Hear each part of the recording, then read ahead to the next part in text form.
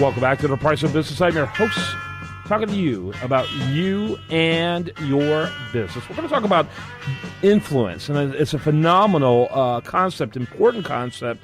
The book is called Influence, the Psychology of Persuasion, and it was named by Inc. magazine as one of the top 10 marketing books of all time. And we have the authors of the book here on the program today, Noah Goldstein and Robert Cialdini. Is that correct? How do I do, guys? Hi, Kevin. Good to be with you. This is Bob Cialdini, and I should say that that book, Influence, it was written by me a while ago, but what Noah and I have done is to write a new book called The Small Big. The Small Big, yeah. And I apologize because, you probably could hear me struggling a little bit as I spoke because I've read your book and I don't recall seeing Noah in it. So, I was like, oh, okay, there's something wrong here. But anyway, I just read my notes. I just don't read them very well. But anyway, well, that's awesome. That's fantastic. I love your book on influence. I think it's imperative for anyone in business, particularly in the world of distractions that we live in today. We actually think things like social media are making us more influential. Really, social media is making us more distracted and more distracting. And I think influence is more important now than ever. That's such a perceptive comment, Kevin, because it's kind of one of the reasons we wrote the book. The world is becoming so information dense and our lives so busy, we need shortcuts into things like being more influential. And that's what The Small Big is designed to do, give us little changes we can make to our persuasive approach that will supercharge it and give it great leverage, much more than you would expect from such a small change. Yeah. I think it's fantastic. So let me ask our other guests who so far we haven't heard from because you and I have been figuring out my errors here. Noah, tell us a little bit about how you and Bob got together. Oh, well, sure. So Bob Cialdini was my PhD advisor. So I went to grad school to work with him, and basically when I was in an undergrad, I was trying to figure out who would be the most interesting person to do research with, and like you, I had read Influence and decided right there and then, this is the guy that that I want to be my advisor. So I'm very fortunate to now call him a co-author. That's fantastic. You got to love that. So tell us a little bit, Bob, where you start with the Big Small and what the objective is going forward with it. Well, it has to do with a conversation that Noah and I had after presenting to our audiences about the 6 principles of influence in my book, Influence. Whenever we said to an audience, now I'm going to give you something really small that you can do that will engage the power of this principle of influence that we've been talking about, the room changed dramatically. It fell silent. People leaned toward us, their faces lifted to us, and their pens poised over their notepads. It had an immediate effect that told both Noah and myself and our co-author, Steve Martin, this is something big. People want to know the shortcuts that lead them to this change. So that's how this whole thing got started. We then began to scour the literature and persuasion science to find the smallest changes you could make that will produce the biggest impact. Got it. In other words, really kind of majoring in what really matters rather than a lot of the peripheral stuff that organizations and individuals get stuck in. Right.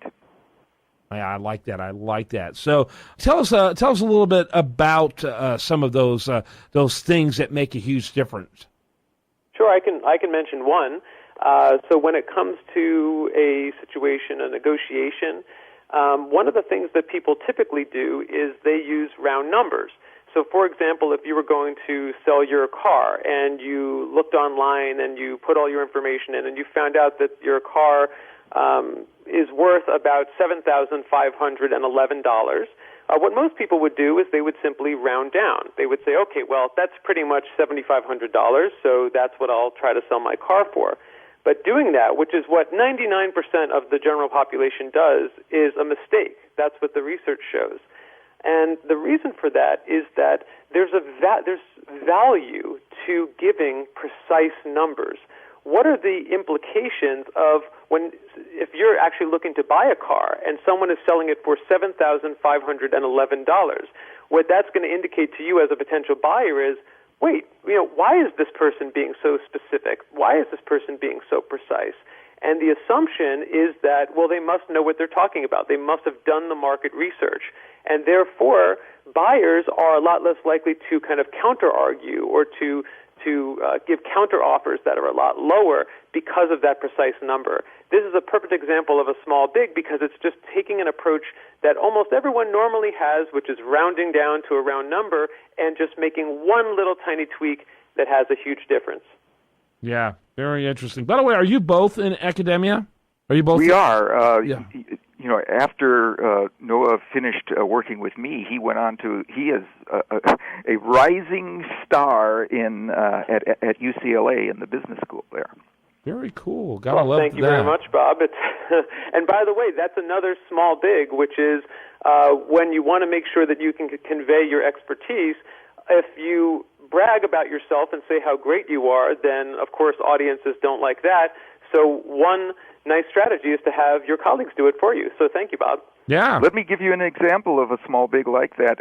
We have a colleague in England. He's worked with a realty company there, and when they would get phone calls from people asking for somebody that they could talk to about a particular area in London where they wanted to do business, or the receptionist would say, let me connect you with Nigel, right? If instead she said, let me connect you with Nigel, who is our expert in that area and who has worked there for 15 years, their success rate went up 15%. Yeah. Just by identifying the genuine credentials somebody has. Yep, absolutely, absolutely. As a person thinketh, so is he. And so if we convey what we believed, then it can have a profound impact on people's perception of us. Right. And you got to do it in a very subtle and a very smart way. I love it. What about leveraging relationships to make things happen? I mean, you gave a small example of that right there, but what about the power of that, or using the power of authority, to build business?